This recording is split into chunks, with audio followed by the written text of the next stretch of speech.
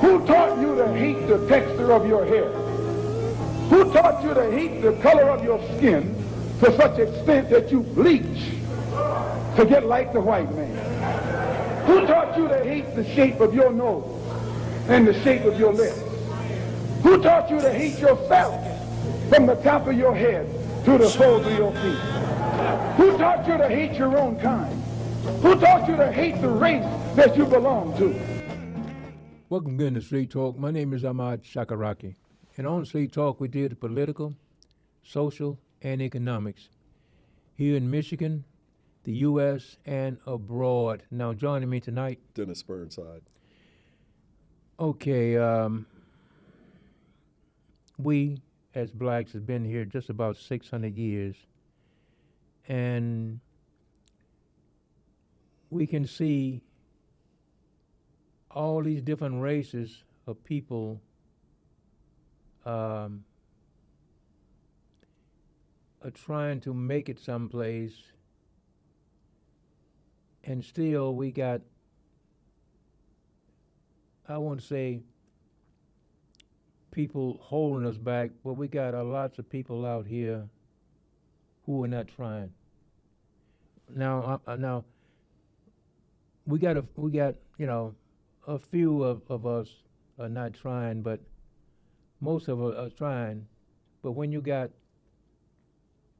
all these other races are looking down on you, I don't know, it makes a difference. Well, I don't know if I agree with they're looking down on us or don't relate to us. Maybe that's a better way. Okay, don't really. Okay. Yeah, I say don't relate. Yeah. The great John Henrik Clarke said it all the time before he transitioned. The African has no friends anywhere in the world. Right. Anywhere in the world. Right. And it emanates from a time long forgotten when the African dominated the planet. Okay. Had the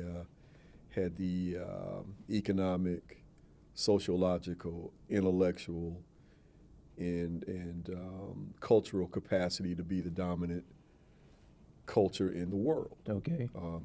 As recently as the 15th century, when you look at the Moors in the Iberian Peninsula.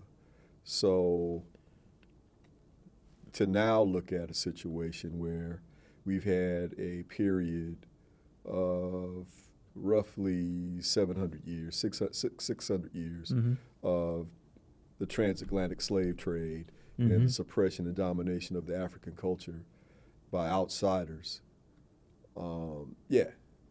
You don't have people saying that I want to be in their position. But the African inform, especially African Americans, inform culture worldwide. If you look at the very concept of music, anywhere you go in the world, it's influenced by what people of African descent did here in America, be it blues, be it country, be it soul, be it jazz, be it hip hop. They even had hip hop dancing at the last Olympics. Yeah. So those same people, the way our sisters season their food and cook, the way black men and women walk with the swag and the style, the way we express ourselves, we're admired all over the world.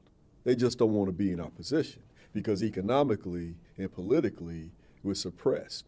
Economically and politically we're secondary, if not tertiary citizens. So there's this dichotomy where, we're often talked down to and looked down upon by the very same people who obviously admire what African Americans bring to the table because they emulate it. So I look at things in a way that would be best described as the long view. And the long view for me means millennia.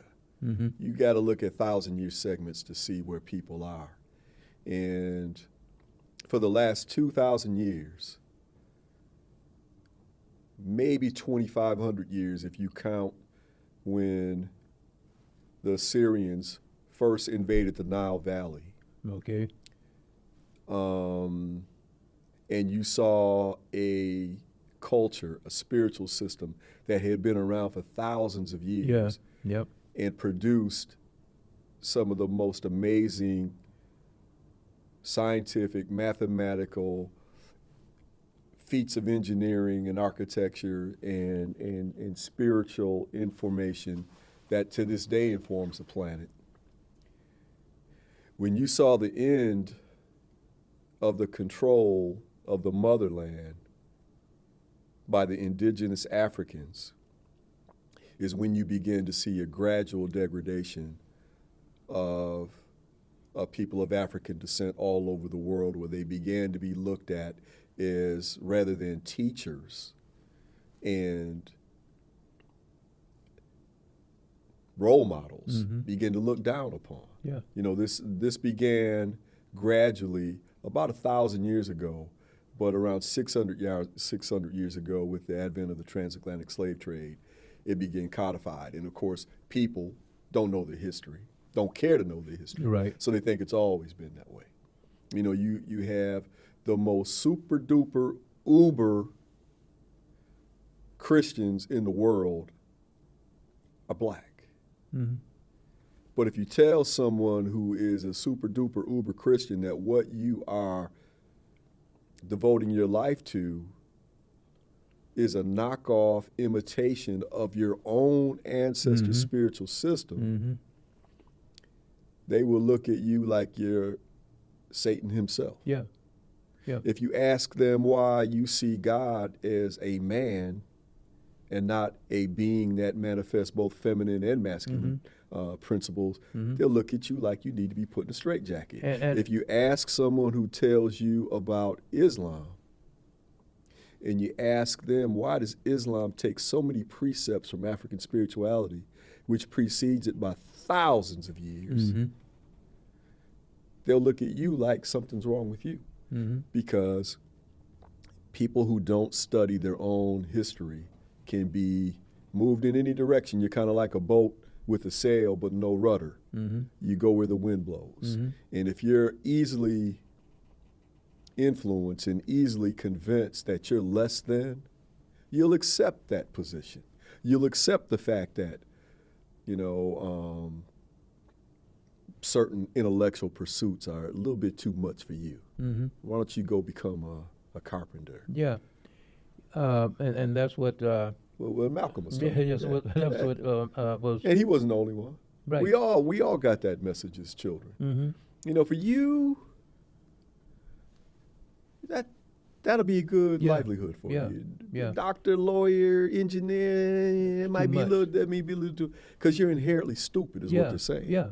Yeah. And when it's bad enough when you have someone tell you that who's of authority in your life, like a principal or a teacher or a preacher. But when you hear that from your own family, and too many of us hear that from our own people. Yeah. So I guess what I'm saying, man, is we can't spend a lot of time worrying about what others think of us and how others regard us. The best thing we can do is find out who we are, why we're here, and do the best we can with what we have, because it's not going to happen any other way. And you know, that's one of the things that million of us are out here trying to set an image for all these other races to look at. And I notice something when I go to the Y every day. We can have blacks over, a couple of blacks over here, and they be talking loud. You know, it's like the guy. I mean, the guy he talking to is right there. So why is he talking so loud and everything? But it's just a thing where a lot of us, I don't know. I guess they want to be seen. I say the wannabe scene. For the attention. Yeah. Yeah. It's it can be annoying, man, when you hear people unnecessarily loud, unnecessarily demonstrative, unnecessarily showboaty. For what? Yeah. On the other hand, culturally, black people are vivacious people. Yeah. Yeah. You know, the joke's funny, we gonna laugh heartily. Yeah. You know, if the food's good, we gonna Yeah. You know, if the music's good, we gonna get up and shake. Yeah. You know, that's just who we are. Yeah. And I don't have any shame in that, but I do get tired of the ignorance broadcast all over the airwaves and in conversations that you hear. Too many people talking about nothing. Yeah. And talking about it loudly. Yeah. Because again, man, for generations now, we've been in this hemisphere this time about 30 generations. Mm-hmm. Yeah. And you're talking about 30 generations being told that you're less than, that even God said you're cursed. Yeah, and also so people act a fool out of that. Yeah, I was watching a thing that's been on every time they PBS trying to raise money. They'll run this thing with what his name, the guy who do the thing on black people. Anyway, and he was doing this thing. It was a church thing he was doing, and they were showing all the way from 18 something on up. But anyway, here people getting happy, and I have nothing against that and all the thing, and I look up in the church, and there's a white Jesus there. I mean, and ever since I was 9 years old, I used to go to church a lot because my people took me to church a lot. But ever since I was 9 years old, I never forget. The preacher was preaching, sweating and going on, and this picture of Jesus was hanging back there. And for me, man, it's like it just put something in my mind. When you're 9, 10, 11 years old, you don't know, but it's like you can't figure it out, And that's one of the things that we were talking about. Well, there's a lot of ways to dissect that. I mean, you could look at it historically and separate religion from its lore and its holy book and talk about it historically. Mm-hmm. And when you talk about it historically, it's easy to understand. You can see where the decision was made to have Leonardo da Vinci paint this Jesus figure. And he used his nephew, Caesar de Borgia, to model for the picture. So you get this effeminate-looking hippie with the beard and the long hair. Yeah. And that became the image of the Son of God. Yeah. And that became what, to this day, when most people close their eyes and they contemplate God, that's the image that they see. Mm-hmm. Now, that was not done based on happenstance. They didn't say use anyone that you want to. They said use a white man. Yeah. Why? Well, this is 325 AD. Mm-hmm. What's going on in 325 AD?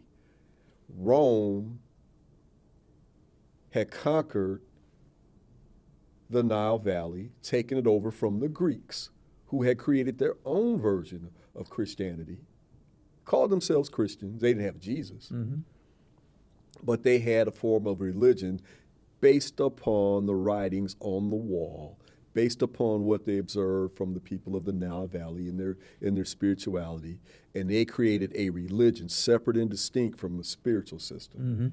And they called themselves Christians. So when the Italians came in, when the Romans came in, they did the same thing. It just so happens that that spiritual system is now 2,000 years old and it dominates the world. And you had 400 years, 500 years later, you had the invaders from the east, from what we now call the Middle East, come in there, and they created Islam. And then lastly, you had Judaism come in. Not the type of Judaism which has been around for a long time with the Star of David and some of the symbols that are now used by in Jewish teachings and in the spiritual system that they created, their religion that they created. But the point is, man, that if you allow yourself to accept these themes and these stories that always somehow place you as less than, then you accept your position as less than, because if God made you less than, who are you to fight it? You know? Who are you to say that yeah, you know, I may not be all that smart, but I can run fast and I can jump high and I can dance. That's not who you are. Right. That's not all you are. That's not what this is all about. So I don't think that any of us, and I don't care what your phenotype is, what your gender is, where you live, if you don't know who you come from, who your people were, what your past was comprised of, you can be told and convinced of anything about yourself. And then you get the loud talking ignorant people at the Y. Yeah. Right? Yeah. Because that's what they think they're all about. Yeah. You know, and a lot of us think they got to be that, to be, and That's the best we can do. Yeah. Yeah. Yeah. And speaking of that, we had and then this is the last time I'm gonna talk about this. We had a lot of blacks saying they couldn't vote for Miss Harris because she was a woman. Now here's a woman with all kind of education running against a clown, but they couldn't vote for her. Yeah, I could care less because, again, 84% of black people voted. I take that back. 84% of black men voted for Kamala, just like they always do for the Democratic candidate. 92 or 3% of black women vote for Kamala. So those coons and toms you're talking about, they're irrelevant. But to the bigger point, if you say that you couldn't vote for a particular human being because of their genitalia, because of their gender, you are buying into a concept, a misogynistic concept that is alien to who you are. Because African people always saw the Creator itself as both feminine and masculine, because you can't have half.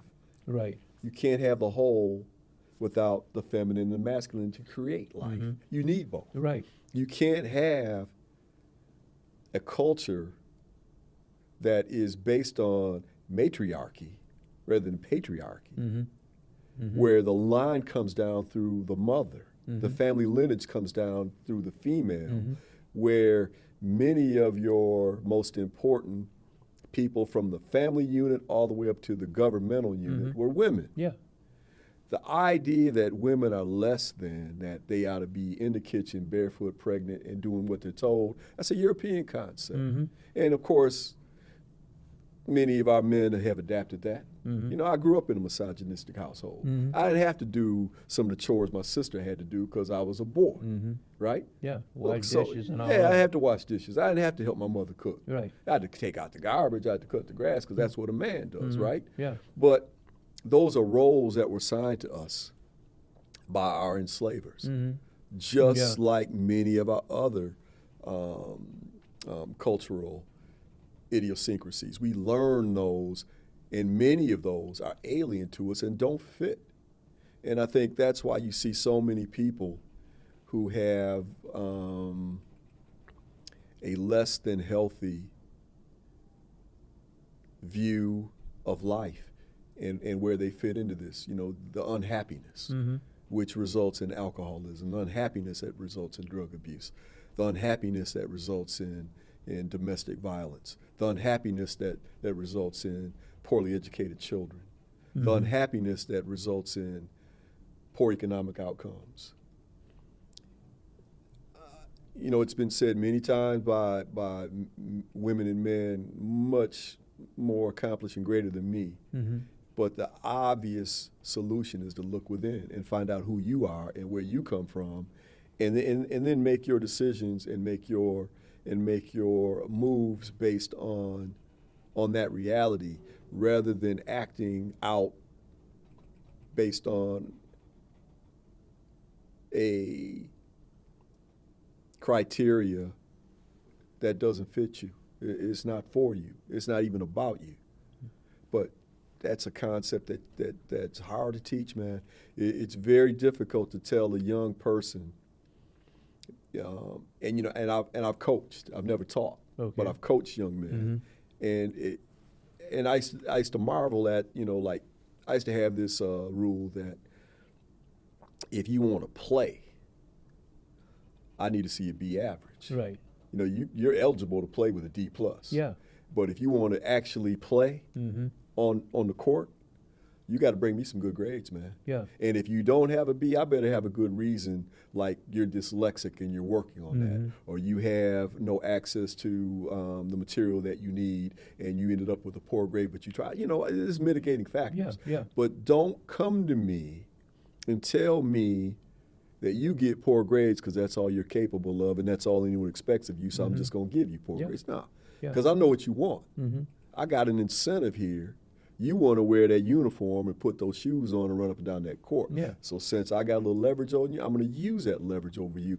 And all of a sudden, oh, little Johnny's doing great. He's showing up on time, did well on the exam, is reading. Keep it up, coach. Why don't you keep it up? You're the teacher. Yeah. Why don't you keep it up? You're the father. Yeah. Why don't you keep it up? You're his mother. Yeah.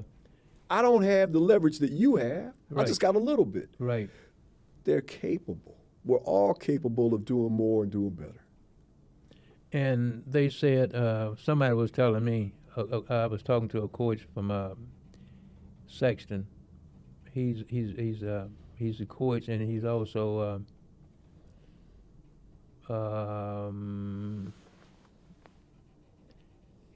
something like maybe the junior superintendent or something like that. Anyway, but he was telling me that now the grade for you to keep playing whatever, baseball, softball, basketball, now it's 1.35 or something like that. Well, back when I was coaching, which was in the early 2000s, it was 1.5. 1.5? Yeah, you had to have a D average, the D+ average, essentially. Well, see, I remember, man, when and you remember too, when they were saying, and that's been 20 years ago or more here in Lansing, where they were saying you had to have a 2. You had to have a 2.5 or something like that grade point average. Then they went down to 150, and now you're saying that they. Well, this is years ago. I don't know what it is now, but the point is, man, whatever it is, it's arbitrarily low. Yeah. It doesn't reflect the ability of the young person to actually learn, comprehend, organize in their own mind, and disseminate back on a piece of paper what they were taught. That's there. If you have the incentives, if you have the interest, if you have the belief that this is well within you. Because, you know, we've talked about it on this show many times, how well black women are doing academically. Yeah. How well black women are doing in business. Yeah. Something's happening in the cultural zeitgeist that makes many of our black women look around and say, if it's going to happen, it's going to be based on what I do. Because I can't rely on him, and I can't rely on them, and I can't rely on that. So I've got to do it myself. Well, how about if we all figured out a way to look within, find out that it's all there, everything that we ever need and desire, we're all capable of achieving it, and we all do that. Then we won't have a 1.5 necessary, grade point average being necessary. We won't have low expectations and loud talking and clownish behavior, because we'll have more self-esteem, we'll have more belief, and we'll have more important things to do.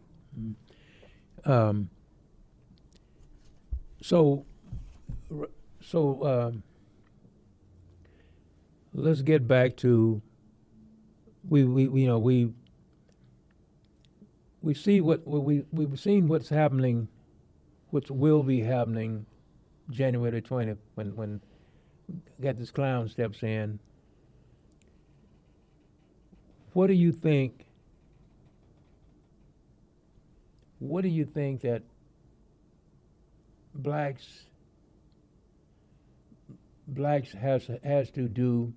Because we now, I used to say blacks and Hispanics, but now after the voting, after I found out 62% of black men, black Hispanic men, voted for this clown. Not black Hispanic men, Hispanic. I mean, men. Hispanic men voted for this clown. So now, I'm only going to be after our blacks. So what do you think? And where? Be ready to protect yourself, because Project 2025 is real, and the impact is going to be real. It's going to be impactful on regulation. It's going to be impactful on education. It's going to be impactful on how cars are made, where they're made, everything.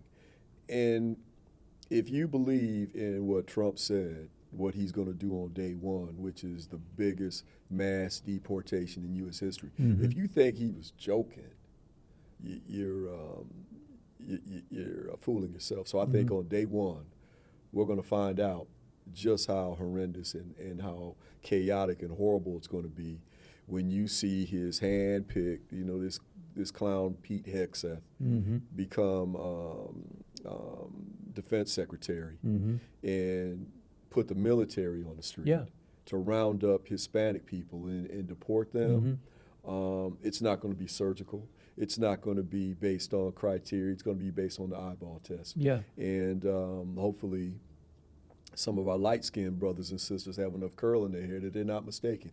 It's going to be horrible, man. And it's not just what it's going to do to our Hispanic brothers and sisters. It's what it's going to do to the country at large, because the economy is going to be a mess. The educational system's going to be a mess. All I can tell people to do is buckle up. It's going to be a rough ride. Yeah, because now we've got a lot of Hispanics now running around trying to be white. Yeah, God bless them. Maybe they can pass. And that's what upsets me, is that you want to be white.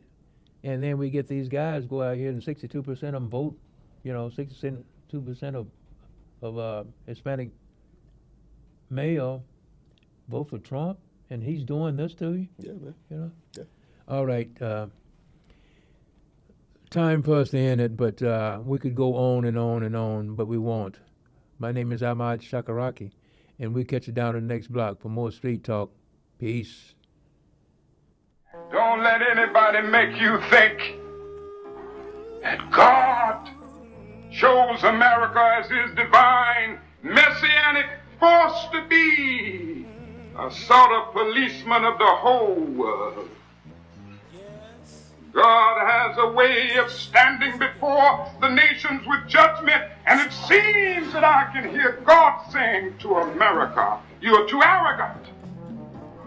If you don't change your ways, I will rise up and break the backbone of your power. And I'll place it in the hands of a nation that doesn't even know my name. Be still and know that I'm God.